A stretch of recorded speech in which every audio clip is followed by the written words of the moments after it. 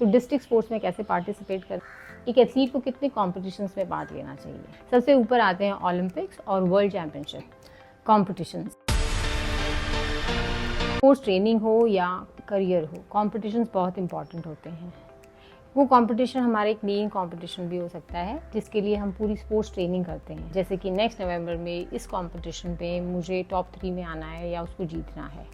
उसके पहले वाले जो कॉम्पिटिशन्स होते हैं वो होते हैं ट्रेनिंग कॉम्पिटिशन्स, जिसको हम फीडबैक की तरह इस्तेमाल करते हैं, जिससे हमें पता चलता है कि हमारी ट्रेनिंग सही डायरेक्शन में जा रही है कि नहीं जा रही, और जो हमें मेन कॉम्पिटिशन में परफॉर्म करने में मदद करता है।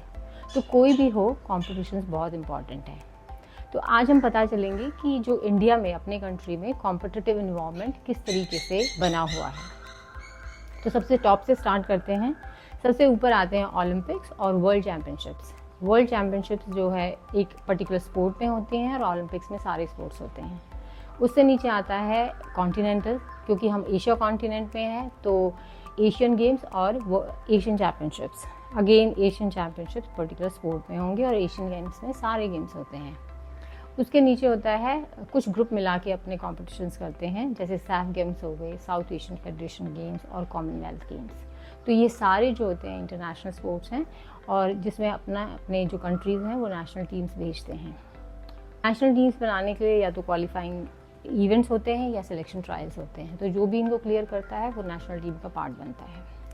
उसके नीचे आते हैं नेशनल गेम्स या नेशनल चैम्पियनशिप्स, उससे नीचे स्टेट चैम्पियनशिप्स और उसके पहले हैं डिस्ट्रिक्ट चैम्पियनशिप्स। तो अगर आप एथलीट हैं, रोज़ प्रैक्टिस करते हैं, तो आपका जो सबसे पहला स्टेप होता है towards competitiveness is the district sports. तो डिस्ट्रिक्ट में कैसे पार्टिसिपेट करना है, कैसे कॉम्पिटिशन्स में आना है, उससे पहले 2-3 बातें। एक तो ये जितने भी लेवल्स हैं, जैसे स्टेट हो गया, नेशनल हो गया, उसके बाद इंटरनेशनल हो गया, इन सब की हायरार्की होती है। यानी कि अगर आपको हायर लेवल पे पार्टिसिपेट करना है तो उससे पहले वाले लेवल का आपको पार्ट बनना पड़ता है। इन सारी चैम्पियनशिप्स में कोई एज रिक्वायरमेंट नहीं होती है, लेकिन अलग अलग फेडरेशंस जो हैं अपना डेवलप करने के लिए उन्होंने अलग अलग कैटेगरीज भी बनाई हुई हैं, जैसे जूनियर, सब जूनियर और सीनियर लेवल। सो आप अपनी एज कैटेगरी के हिसाब से भी इनमें पार्टिसिपेट कर सकते हैं। ना ये सारे लेवल्स में, चाहे वो वर्ल्ड लेवल है, एशियन है, नेशनल है, स्टेट है, इनमें सारे जो स्पोर्ट्स हैं उनमें अलग अलग फेडरेशंस या एसोसिएशंस होते हैं जो ये सारे गेम्स ऑर्गेनाइज करते हैं। तो वर्ल्ड लेवल पे एथलेटिक्स में हो गया वर्ल्ड एथलेटिक एसोसिएशन, या ओलंपिक्स गेम्स को ऑर्गेनाइज करने के लिए हो गई IOC यानी कि इंटरनेशनल ओलंपिक कमेटी। ऐसे ही एशियन लेवल्स पे है। फिर नेशनल लेवल पे हो गए अलग अलग फेडरेशंस या एसोसिएशंस, जैसे इंडियन बॉक्सिंग फेडरेशन हो गई।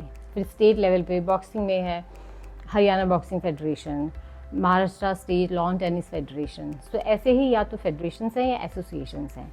तो कोई भी लेवल हो, हर स्पोर्ट की जो फेडरेशंस हैं उनकी अपनी अपनी वेबसाइट्स हैं। तो अगर आप कोई भी स्पोर्ट्स करते हैं और आपको उनके इवेंट्स के बारे में जानकारी चाहिए तो आपको इनकी वेबसाइट्स को रेगुलरली विजिट करना चाहिए। अब आते हैं हम डिस्ट्रिक्ट स्पोर्ट्स पे।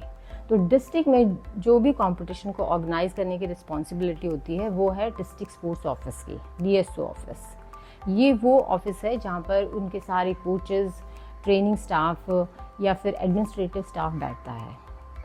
तो आपको इस ऑफिस के साथ रेगुलर टच में रहना है ताकि आपको कौन सी इवेंट या सिलेक्शन ट्रायल्स हो रही हैं तो उसको बारे में आपको पता चलता रहे।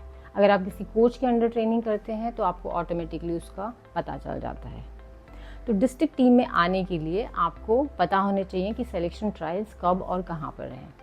आप एक बार वो सिलेक्शन ट्रायल्स में पार्टिसिपेट करते हैं और आपकी परफॉर्मेंस अच्छी होती है तो आप डिस्ट्रिक्ट की टीम में आते हैं और अपनी डिस्ट्रिक्ट की टीम को रिप्रेजेंट करते हैं स्टेट चैम्पियनशिप में। तो स्टेट चैम्पियनशिप में स्टेट की सारी डिस्ट्रिक्ट से टीम आती हैं और उनके बीच में मैचेस होते हैं।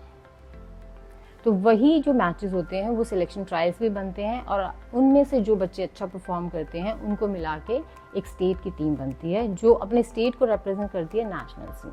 इसी तरीके से फिर ऊपर जाते हैं। अब एक एथलीट को कितने कॉम्पिटिशन्स में पार्ट लेना चाहिए, सो ये डिपेंड करता है कि आपका जो मेन कॉम्पिटिशन है वो कौन सा है। आप ये आइडेंटिफाई कर लें कि आप कौन सा कॉम्पिटिशन है जिसमें आपको बेस्ट परफॉर्मेंस देना सबसे ज़्यादा इम्पॉर्टेंट है। 1 या 2 ऐसे कॉम्पिटिशन्स होने चाहिए। बाकी के जितने भी कॉम्पिटिशन्स हैं फिर वो ट्रेनिंग इवेंट्स बन जाते हैं और उनमें भी आप उन्हीं में जाएं जिनमें आपको कुछ चैलेंज फील होता हो और जिनमें पार्टिसिपेशन के बाद आपको आपकी परफॉर्मेंस बढ़े। दूसरा ये है कि जब आप मेन कंपटीशन तक पहुंचते हैं तो आप एग्जॉस्ट नहीं फील करने चाहिए, यानी कि आपने इतने सारे में पार्टिसिपेट कर लिया कि जब आप मेन कंपटीशन तक आए जब तक आप एग्जॉस्टेड हो गए। तीसरा है कि ये आपकी ट्रेनिंग और एक्सपीरियंस लेवल पे भी डिपेंड करता है। तो जो एडवांस एथलीट्स हैं या एलीट एथलीट्स हैं वो ज़्यादा कंपटीशन में पार्ट ले सकते हैं बिना एग्जॉस्शन के। जब भी आप एक कंपटीशन में पार्ट लेते हैं तो उसमें आपके रिसोर्सेज वेस्ट होते हैं, ट्रेनिंग भी रुक जाती है। तो उन्हीं कॉम्पिटिशन में पार्ट लें जिनमें आपको फ़ायदा होता हो। तो ये बिल्कुल इंटायरली एथलीट का डिसीजन होता है। तो कोच की हेल्प से, पेरेंट्स की हेल्प से आपको डिसाइड करना चाहिए कि आपको कौन कौन से कॉम्पिटिशन्स में पार्ट लेना है।